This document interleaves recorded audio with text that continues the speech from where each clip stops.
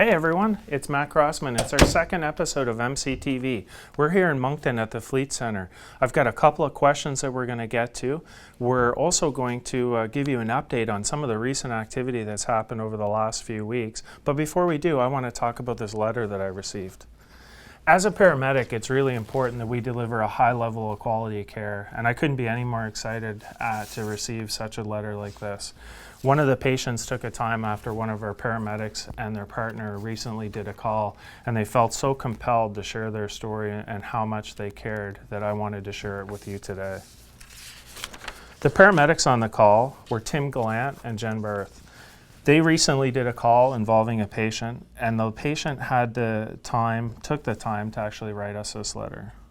I just want to thank you so very much for your compassionate care. That morning I was in excruciating pain, and gentle encouragement through your words and actions were just what I needed. I could tell that you cared and you knew your job really well. I felt the trust within you, and it didn't matter to you how messy I was or how messy the apartment was in your kind-heartedness. You helped me with dignity by holding my leg and shoulder as I tried to stand, and I really appreciated that. I also was very grateful for what you did, including the 911 person, for their kindness, strength that helped me out in that day. I just wanted to say, as a president of this organization, those are some of the things that really make us apart from some of our other care providers. And I want to say thank you so much to both Tim and Jen. And there's going to be a small token of appreciation coming your way. Keep up the great work, and thank you, everyone. For this next part, we had an interesting idea. Instead of just me on camera all the time, because we're such a large organization, we thought it would be neat for you to be able to see some of the other faces within our great organization. Today, we've got Julie Burke, our administrative support for the Eastern region.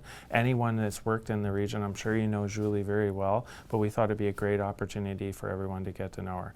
Julie's got a background in business, and she's been with the organization for just about 2 years. So welcome, Julie. Thank you. Julie's going to start today by asking us some of the questions that you submitted, and I can't wait to get to them. So for the first question, it comes from Ray Strobridge from the South. Ray writes, "My question is about the lack of commendation awards for paramedics. Fire departments and police services regularly give commendation awards to recognize their members' work, but Ambulance New Brunswick doesn't. Why doesn't A&B have commendation awards for us?" That's a great question. We've heard that a few times actually, Ray, not only just when we spoke to staff, but it came up in some of our surveys, and also recently in the employee engagement committee that met. We recently accepted a recommendation from the employee engagement committee where we're going to implement a process where we're going to recognize employees. One of the things we're missing in our engagement strategy is being able to recognize some of the great work that you've all done. So in the coming months, you're going to start to see some work. You're going to start to see some people involved in the committee, and I hope you're going to start to see some awards come your guys' way. Thanks. The next one comes from North Paramedic Rick Quinn. Rick says, "Being on the Health and Safety Committee and with us getting new ambulances, I was wondering why we are not getting the power cots to go with them. Our workforce is getting up there, and as well as the benefit of them saving on paramedics' backs, as well as on sick time and workers' compensation in the long run, would greatly prove to be an asset to the company." Thanks, Julie, and thanks, Rick, for the question. As you know, Rick, you and I have worked together over the years before, and you know safety is a big part of my commitment to this company. Power cots are an important feature and something that we've actually looked at, and we've been talking to the government recently about them. I see a couple of things where we would probably be able to implement power cots. One of the initiatives we talked about was our non-emergency transfer system, and that obviously would be a good area where we could start to trial some of those cots. There's a couple of issues with the power cots. They're a little bit heavier. They're obviously a lot more costly.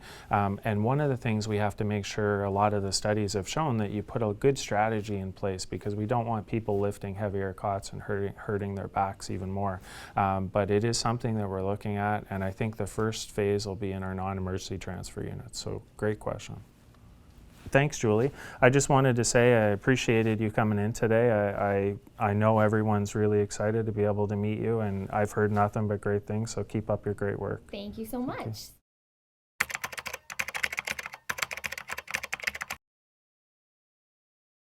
And for my update today, I wanted to give you a little bit of context. We've probably recently seen we've made a lot of organizational changes, and if you've seen the previous videos, you know that was one of our top priorities.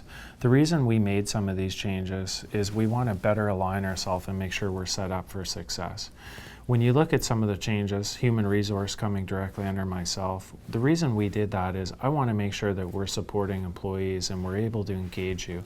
We want to make sure that employees feel the support and are really happy to be within this organization. And human resources really touches a lot of different employees in a lot of different areas. We also implemented a new role underneath myself, and the role is really to drive change over the next coming months and years. It's important for us to be able to deliver on action, and one of the things I want to see is a lot of results and success. It's hard for myself and some of our other senior management team to get a lot of initiatives done when we're working on other projects. This person is going to be responsible for really driving a lot of change, and we're really excited to see that person commence their new role. There's been a lot of changes in some of our other areas. Support services has added a quality and risk division, as well as our privacy officers gone underneath there. That's to better align ourselves to make sure that we mitigate any risk and we're prepared for the future. One of the things that came out in the tour was that we weren't always as responsive as we should be, and we didn't always close the loop. This should really help on a lot of different fronts. Our corporate services, we're very excited, is really aligned more corporately now with our MetaVMS group of companies and MetaV Blue Cross. We're looking to work off each other and build on those synergies, and Paul and his team are really excited about the coming changes. Paul's also taken on a responsibility for our corporate procurement, and we're very excited to have that talent here in New Brunswick. On our operations side, where we really affect a lot of our frontline staff, although you haven't seen a ton of changes within the structure, one thing I can commit to you is we're really putting a lot of resources in to getting our OMs and our RMs engaged and making sure that you're supported on a daily basis. Over the coming months, you're going to see a lot of changes that are going to bring a lot of accountability, and we're going to make sure that you feel that this is a great organization to work. So I'm really excited about the changes. Feel free again to write me with any questions you may have, and keep up the great work, everyone.